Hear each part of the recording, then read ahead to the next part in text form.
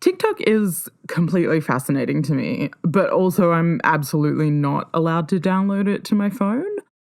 This is because my brain is operated by a complex series of pulleys, levers, rewards, and bait and switches, which I am operating with a vice-like grip using my tiny little goblin hands. If I disrupt that delicate ecosystem with something as easily consumable as tiny little video snippets that sometimes make me laugh, I will never do anything again. I will just stare at my phone for like 16 hours a day until eventually my body is consumed by fungi and I am harvested and made into a delicious pasta alla bosciola. Essentially, what I do is receive trickle-down TikTok content either through friends or other social media platforms. They're like unwanted goldfish that someone's flushed down the toilet, which are now monstrously huge and thriving in the sewers of Tumblr. A lot of weird imagery going on in this intro. Doing well. Anyway, point is, I'm familiar with some TikTok content, and because I'm terminally online, sometimes that means that I'm also familiar with the ins and outs of TikTok drama. Recently, that drama has included the rise and then the rapid fall of an all-girl pop-punk band called the Tramp Stamps. That's a lot to summarize in an intro, but basically 3 color-coded girls with a wardrobe made entirely out of fishnet tops wrote a song called I'd Rather Die about dating straight white men. It isn't a great song, and then people started digging into them, and it seemed as though they were something that had been pulled together as a money-making exercise, and they were labeled an industry plant.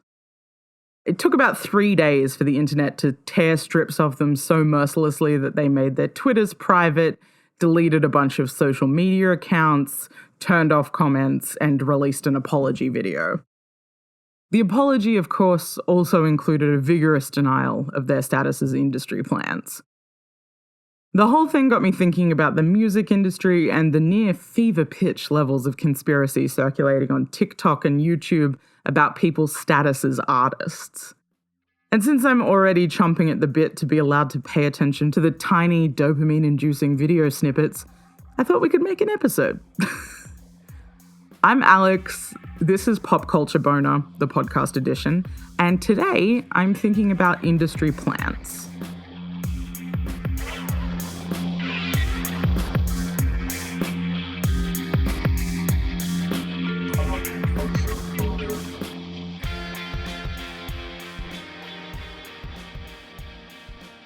If you're not as embedded in internet stuff as I am, that whole intro was probably a bunch of gobbledygook, but basically, this episode's not really about the tramp stamps, although they certainly form part of the story. This episode is actually about digital conspiracy theories, their rapid circulation on TikTok, and the concept of music industry plants. Not plants as in foliage, although there is probably a whole separate episode on the phenomenon of 30-year-olds dancing to rap music in front of their vast collections of indoor plants. But I'm talking about the plants like the nefarious CIA spy novel kind, except for the music industry. The term industry plant has been floating around for a few years now, and how you define it really depends on who you ask and how bitter they are about the state of the music industry. The definition from Urban Dictionary comes from a user whose name is Nicolas Cage Stresses Me Out. Same, buddy. The definition was written in 2015, and it says, an industry plant is an artist who has a major or indie label backing their movement, but presents themselves as a homegrown startup label to create a pseudo-organic following. They act as if things are miraculously happening for them based on their talent, via blog coverage, media coverage, MTV playing their music videos, etc. The reality is a low-risk, high-reward situation for labels looking to build the next new star. So while this is a pretty succinct summary, people have used it to label anyone from artists whose songs randomly blow up on sharing platforms like TikTok or SoundCloud, to people who sign with labels early in their career, to well-connected artists with family or friends in the industry. And given that it's a term that's used almost exclusively to discredit someone's artistic merit, it comes with its own forms of cyclical backlash. The term seems to have taken a new life on TikTok in the form of rampant conspiracy theories about everyone from Juice WRLD to Billie Eilish. So I thought today we could look at the history of the term industry plant. Where did it come from? Who's it leveled at and why? And what is it about TikTok that's made Zoomers go full tin hat on the music industry? The term industry plant as it stands today has its roots on hip-hop message boards from the early aughts.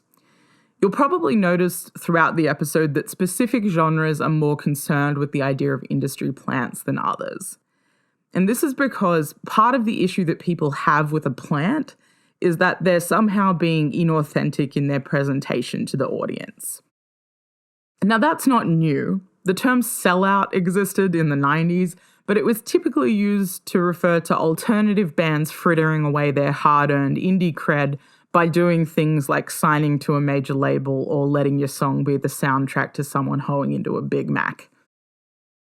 What's different about the industry plant is that it's preempting the audience. So rather than selling out, it's buying in early and giving up the chance to build an authentic relationship with your craft and with your audience. Now, on the whole, pop music is largely unconcerned with this as a concept. I think there are a few reasons for this. First of all, it's designed to be consumed by a mass market. We're used to hearing pop music blend in influence from other genres to make it more appealing or stylish for the moment. And beyond that, we're also used to seeing artists manipulated for the sake of pop music. Think about like Boney M, for example, where a band was constructed to prop up a German producer's disco hits.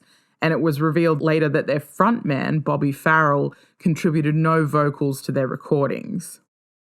Or another more extreme example would be Milli Vanilli, whose vocals were cut together from like a variety of uncredited performers and then just slapped on two really handsome faces. Obviously, there's a separate story there about the manipulation of black men to make money for shadowy producers who don't care about the performer's well-being. But that's a different episode. What I'm saying here is, even if lip syncing was a big career-ending scandal for a group, particularly in the case of Milli Vanilli, at a certain point, audiences became comfortable with a bit of sleight of hand in pop music.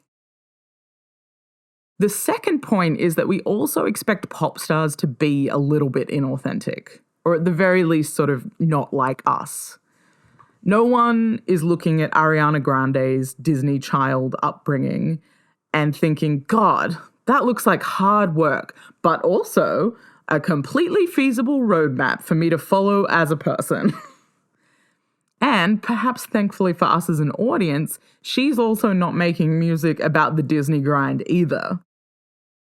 The genres that attract wild conspiracies about industry plants are typically genres where audience members place a really high value on authenticity. So like hip-hop or punk.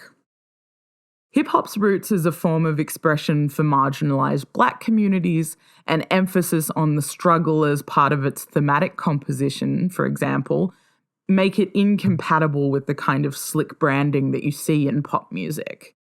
Which is why hip-hop message boards were such a fertile breeding ground for the industry plant concept. And with a lot of those fanatics now making the move onto other social media platforms, particularly YouTube or TikTok, it's easier for someone who isn't invested enough in hip-hop to join a message board, to trip and kind of fall and end up in a YouTube spiral on why every rapper you've ever met is lying to you. With the term becoming more mainstream, you are in turn more likely to see it leveled at someone outside of the hip-hop genre. Adding to this phenomenon is the fact that the music industry is currently in a state of flux. As it did for newspapers, magazines, movies, and the dinosaurs, the internet's really done an unprecedented number on the way that we consume music, which the industry itself has been pretty slow to react to. Spotify, for example, launched in 2008, and it took until 2018 for the Billboard charts to finalize how they were going to include digital streams in their ranking calculations. And I'm pretty sure they only did that because enough of us stopped buying CDs that it was getting kind of embarrassing. So for the casual observer, it might seem like a reasonably insignificant thing. Like, what does it matter to you if Billie Eilish is number 40 or number 100, aside from the potential impact on the cost of the ticket you want to buy? But the incorporation of digital streaming into the way that we calculate these traditional industry accolades has meant that the chances of something totally fucking left of field happening increased drastically. So Leo Galil wrote a really great piece for the Chicago Reader that's called "How Did the Industry Plant Take Root?" And in it he says, streaming technology has fed rumors of industry plants by making it easier for unknown musicians to cross over with viral hits. Billboard played an inadvertent role by deciding to weight streamed songs and albums more heavily in its chart data. This increases the odds of unforeseen anomalies appearing in those charts. The version of Baby Shark produced by South Korean education company Pinkfong, for instance, debuted on the Billboard Hot 100 at number 32. I'm sorry, Baby Shark is now in your head and mine. On top of this, streaming numbers are more easily able to be artificially inflated using third-party services. There are obviously terms and conditions that are designed to rule out this type of activity on most platforms, but if you look at the approximately 1 million videos from hip-hop fanatics attempting to prove or disprove that an artist is an industry plant, there do seem to be some anomalies. I watched several videos from a channel called Progress, where he used social media analytics website Social Blade to map view counts on particular artists' channels. And you could see a lot of days where view counts would quadruple and then taper off really quickly. Now, obviously, virality is a kind of a weird thing, and there could be a lot of explanations as to why something might go up or down. Additions to a playlist, media coverage, whatever. But across a few of them, it seemed really cyclical, like 300,000 views for 2 days and then dropping back down to 30,000 for a week before jumping back up to 300,000. The regularity of the jumps and the fact that they would often fall within the same approximate view range is pretty similar to what you'd see on digital advertising campaigns run through a third-party platform. This ability to manipulate streaming brings me back around to the Tramp Stamps and their brief blaze of horrifying glory on TikTok. Perhaps more than any other platform, people who gain traction on TikTok really gain traction. They often garner audiences in the millions that they're unlikely to be able to replicate on other more familiar platforms like YouTube or Instagram. And because the premise of TikTok as an app hinges on users interacting with snippets of sounds or music by way of sketches, dances, and lip syncs, users are less likely to run into some of the copyright pitfalls that they would hit on other platforms. YouTube will slap a copyright claim for even thinking about a song in one of your videos, whereas TikTok is asking you to make 15 videos a day using any piece of media you like. Perhaps unsurprisingly then, it's a pretty fertile ground for musicians with the potential for huge audiences on tracks that may never have found one otherwise. The best example is probably Lil Nas X and his hit Old Town Road. Seemingly overnight, he's gone from making beats in his bedroom to having a huge following and a series of #1 hits. And it's down to the song's traction on TikTok. It was picked up for something called the Yee-Haw Challenge. I'm old, so I don't really know what that means. But basically, it was a meme. Coupled with Lil Nas's really clever familiarity with other social media platforms, he's managed to build a career that seems like it'll have a lot of longevity. Of course, this skyrocketing success has encouraged a barrage of industry plant tweets from hip-hop fans, but the more successful he becomes, the less that seems to stick. Especially since he loves to retweet anyone who calls him a plant and confirm that he is, in fact, a plant. I think the fact that he's really engaged and very funny on a lot of social media really works in his favor in terms of buying him back some of the credibility he might have lost otherwise by being so successful so quickly. I digress, though. What I actually wanted to talk about was the fact that this ability to be very successful on the platform has obviously attracted music industry attention. And with COVID-19 shutting down a lot of live shows, label A&R guys are, I would imagine, spending a lot more time in the digital space trying to work out the ins and outs of an app filled with nihilistic Zoomers. I sympathize with them, I really do. I'm almost within the target demographic for being like reasonably competent on TikTok, and I would still rather die than attempt to work out what was cool on that platform. It just seems like the Wild West for teens, and there's nothing more frightening than teenagers. What this industry interest unfortunately opens the door for is a lot of really cringeworthy attempts to manipulate TikTok to try and auto-generate success. Which is, cool in theory. Like, sure, Jan, just make it go viral and then leverage that success. It's easy, we'll be millionaires. The problem, of course, with virality is that it's unpredictable. We talked about it with Rebecca Black's Friday. Why was that suddenly a household name? So a series of really complicated, accidental, incidental factors, which include, but are not limited to, angry comedians on the internet, boredom, high school bullying, late night talk shows, Katy Perry, and puberty. Any attempts to actually replicate that particular moment in time would be instantly recognizable as fake, and because of the mean teenagers that I mentioned earlier, be mocked to within an inch of its life. So when the Tramp Stamps started popping up on everyone's For You page on TikTok with color-coordinated haircuts and laughably bad pop-punk hooks, people became suspicious. The overall vibe of their video and song is a little bit like when you leave a banana in a lunchbox and everything kind of tastes a little bit like banana afterwards. Except this time it's 3 women who were left in the same room as one Bikini Kill album, 400 pictures of e-girls, and a link to the Dolls Kill website. Part of the reason that they caught everyone's attention in the first place was that their lyrics seemed so disingenuously engaged with a feminist motif. I'll give you a little example of the type of thing we're working with. I can't remember the last time I slept with someone I actually liked and he went down on me. And I can't recall a memory of someone driving me home and not asking for a blowjob. Ew. Ew is in the song. That's not me reacting to the song. And then the chorus goes, I'd rather die than hook up with another straight white guy.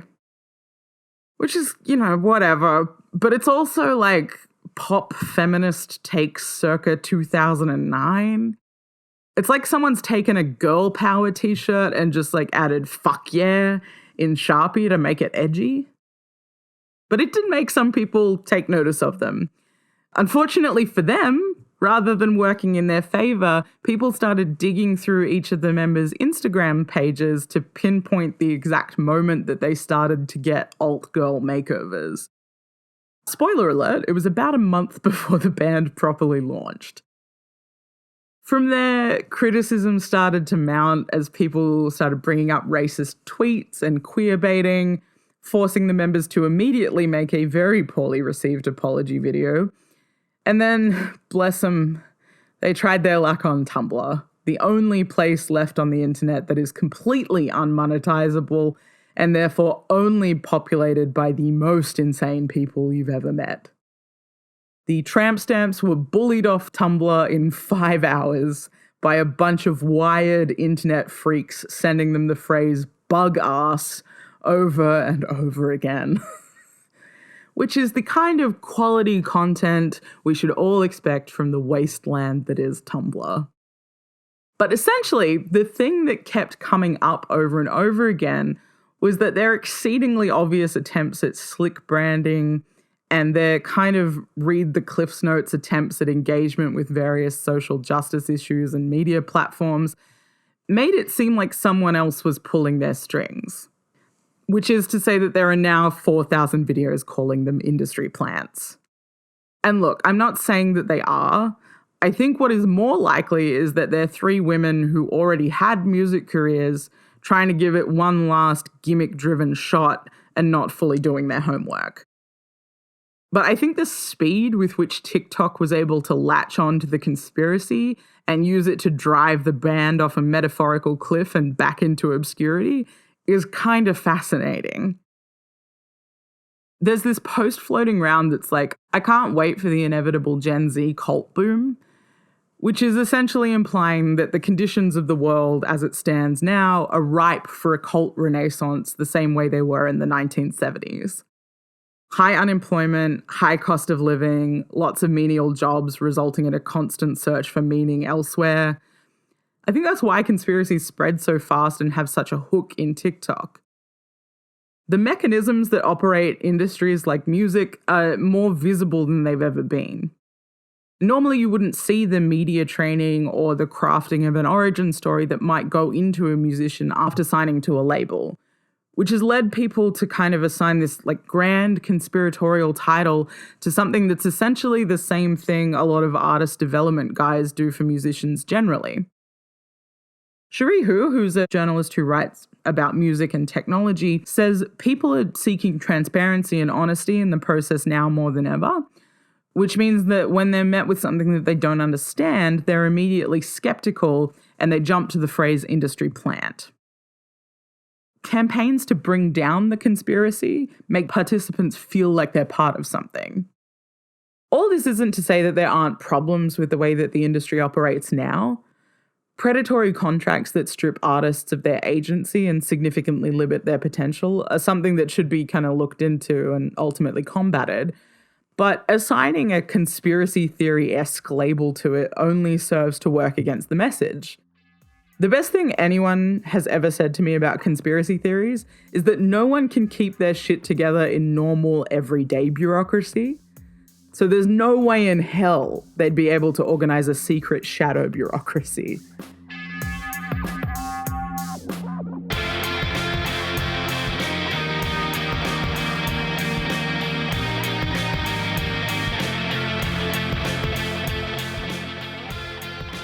Well, that was my industry plan episode. If you have a favorite suspiciously successful artist who appeared on your Spotify playlist overnight but is definitely, absolutely 100% not a plant, talk to me about it next time you see me at the pub. Peace.